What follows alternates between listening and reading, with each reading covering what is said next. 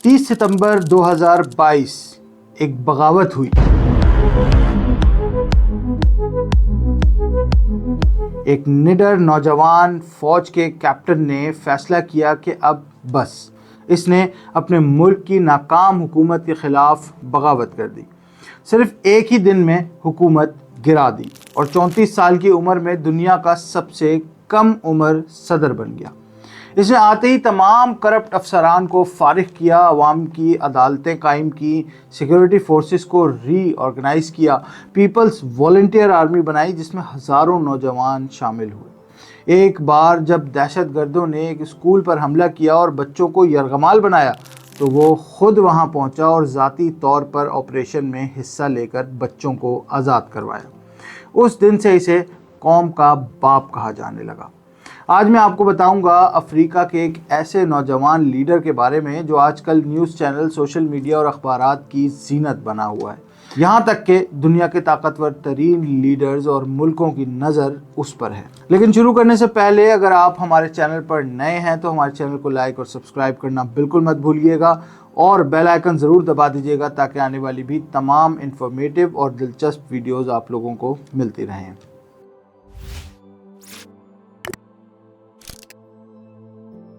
तो कहानी शुरू करते हैं मगरबी अफ्रीका के एक छोटे से मुल्क बर्किना फासो से, जो कभी अपर वोल्टा कहलाता था।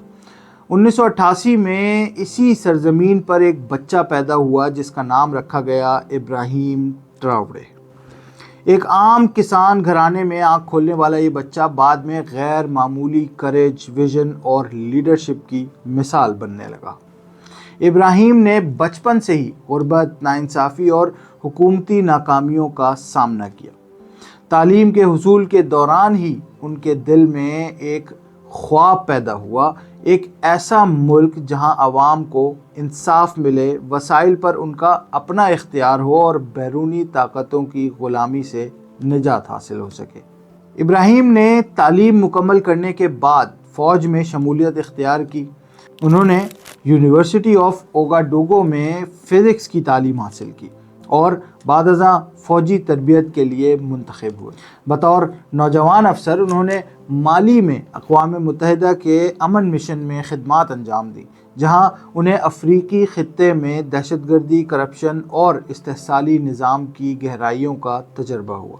इन्हीं दिनों में उनको महसूस हुआ कि असल दुश्मन ना सिर्फ दहशतगर्द ग्रोह हैं बल्कि वो निज़ाम है जो इन ग्रोहों को पनपने देता है और जिसके ताने बाने मगरबी ताकतों और करप्ट मकामी सियासतदानों से जुड़े होते हैं।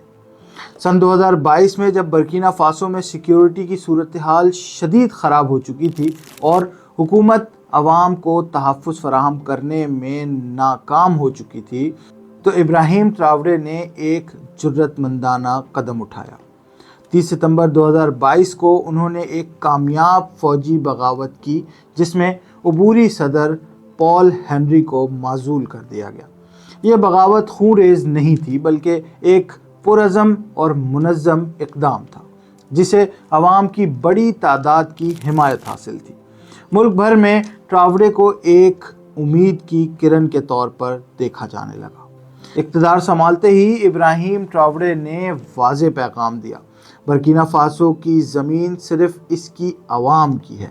उन्होंने फ्रांसीसी फ़ौज को मुल्क से निकल जाने का हुक्म दे दिया जो दिहाइयों से बर्किना फासो में मौजूद थी लेकिन दहशतगर्दी ख़त्म करने में नाकाम रही थी। इनके इस फैसले ने अफ्रीकी सियासत में एक ज़लज़ला बर्पा कर दिया। वो ना सिर्फ फ्रांसीसी अस्ल व रसूख के ख़िलाफ़ खड़े हुए बल्कि उन्होंने अफ्रीकी इत्तेहाद की हिमायत की, ख़ास तौर पर माली और नाइजर जैसे ममालिक के साथ करीबी ताल्लुकात कायम किए। उनका मशहूर जुमला है कि हम अपनी ज़मीन की हिफाजत करेंगे चाहे हमें तन्हा लड़ना पड़े। इब्राहिम ट्रावरे ने मुल्क के कुदरती वसाइल पर कौमी कंट्रोल की पॉलिसी अपनाई। बर्किना फासो सोने और दीगर मादनियात से माला माल मुल्क है मगर माजी की हुकूमतें ये दौलत बैरूनी कंपनियों के हाथों बेचती रही थीं। ट्रावरे ने सोने की कानों की असर नौ निगरानी का हुक्म दिया और गैर मुल्की मुआहिदों पर नज़रसानी शुरू की ताकि अवाम को ان کے وسائل کا اصل فائدہ پہنچایا جا سکے۔ ان کی حکومت نے دفاعی اداروں کو مضبوط کرنے کے لیے نوجوانوں پر مشتمل رضاکارانہ دفاعی فورسز بنائیں، جنہیں تربیت دے کر ملک کے دیہی علاقوں میں تعینات کیا گیا۔ ٹراوڈے نے خود کئی بار محاذوں پر دورے کیے، نوجوانوں کے ساتھ وقت گزارا اور انہیں حوصلہ دیا۔ ان کی یہ عاجزانہ اور عملی قیادت عوام کے دلوں میں گھر کر گئی۔ ایک بار جب ایک گاؤں میں سیلاب آیا تو ٹراوڈے نے خود گارا اور اینٹیں اٹھا کر متاثرین کے ساتھ گھر بنائے۔ اس کا کہنا تھا کہ میں صدر نہیں، میں تم جیسا ہی ہوں۔ ابراہیم ٹراوڈے نے میڈیا میں مغربی بیانیے کو بھی للکارا۔ انہوں نے کہا کہ دہشت گردی ایک بہانہ ہے جس کے ذریعے مغربی طاقتیں افریقہ پر قبضہ جمانا چاہتی ہیں۔ وہ بار بار اس بات پر زور دیتے ہیں کہ افریقی ممالک کو اپنی خود مختاری کے لیے مل کر جدوجہد کرنی ہوگی۔ ٹراوڈے کی زبان میں تھامس سنکارا کی جھلک نظر آتی ہے، وہی انقلابی جذبہ، وہی افریقی فخر۔ سن 2023 کے اختتام اور 2024 کے اوائل میں جب مغرب نے ان کی حکومت پر دباؤ ڈالنا شروع کیا اور مالی امداد روکنے کی دھمکیاں دی تو ٹراوڈے نے روس اور دیگر متبادل شراکت داروں کی طرف دیکھا۔ انہوں نے برکس ممالک اور دیگر غیر مغربی بلاکس کے ساتھ تعلقات بڑھائے تاکہ برکینا فاسو کو زیادہ خود مختار فارن پالیسی دی جا سکے۔ ان کے ناقدین کا کہنا ہے کہ فوجی حکومتیں زیادہ دیر پا نہیں ہوتی اور ٹراوڈے کو بھی جلد سیاسی چیلنجز کا سامنا ہو سکتا ہے۔ تاہم ان کے حامیوں کا کہنا ہے کہ وہ صرف اقتدار کے لیے نہیں ہیں بلکہ ایک نظریے کے لیے لڑ رہے ہیں، ایک ایسا نظریہ جو افریقہ کو حقیقی آزادی دلانے کے خواب سے جڑا ہوا ہے۔ ابھی کچھ دن پہلے ابراہیم نے ایک قانون پاس کروایا جس کے تحت برکینا فاسو کے الیکشن کمیشن کو ختم کر دیا گیا اور الیکشنز کو 2029 تک مؤخر کر دیا گیا ہے، کیونکہ الیکشن کمیشن کے اخراجات بہت زیادہ تھے اور اس میں غیر ملکی اصل و رسوخ بھی پایا جاتا تھا۔ اور اب آئندہ آنے والے الیکشنز بھی وزارت خارجہ کروائے گی۔ 2025 تک ابراہیم ٹراوڈے کا شمار ان چند افریقی رہنماؤں میں ہونے لگا ہے جنہوں نے استعماری نظام کو چیلنج کیا، اپنی عوام کے لیے کھڑا ہونا سیکھا اور دنیا کو یہ پیغام دیا کہ نوجوان قیادت تبدیلی لا سکتی ہے اگر نیت صاف ہو، ویژن واضح ہو اور عوام ساتھ دیں۔